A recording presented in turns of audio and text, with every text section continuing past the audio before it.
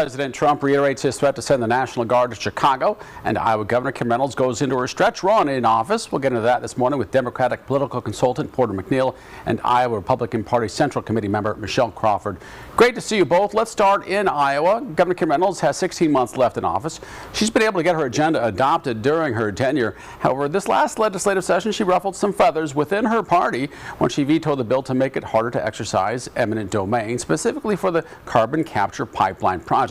Republicans went into overtime with the purpose of passing that bill. Representative Bobby Kaufman is now the House Majority Leader. He has stated publicly he promised to stop every proposal she now submits. Politicians usually become lame ducks in their last term after the election. I guess what is the likelihood Kim Reynolds will be an early lame duck? Michelle Crawford.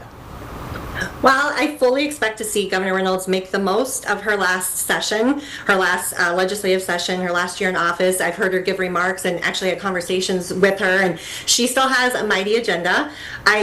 She's never been one to sit back, and with having the Republican majority in both House and Senate, I'm sure that she's focused on a lot of lasting details she wants to leave in her last term.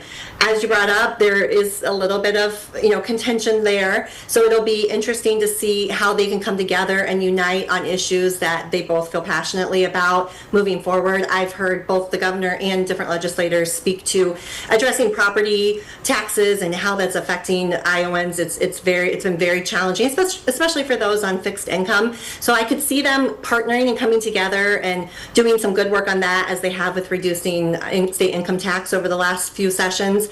But as far as I know, she'll be diligent at work. It'll just be, time will tell to see how they all come together and get a few more things across the finish line in her last year. Porter, when someone as powerful as Bobby Kaufman makes a statement like that, does that threaten her to become a lame duck earlier than normal? Well, I think, as Michelle mentioned, there are the inter-party tensions on issues that are bound to boil over. But you've got someone who's going to try to go out and build a legacy in her final year.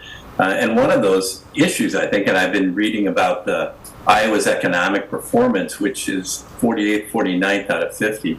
I think she ought to focus on that in her final year to try to boost that number so that Iowa's economy ranks better nationally, to leave a legacy on economic growth. That would be a strong way to leave the office, I think.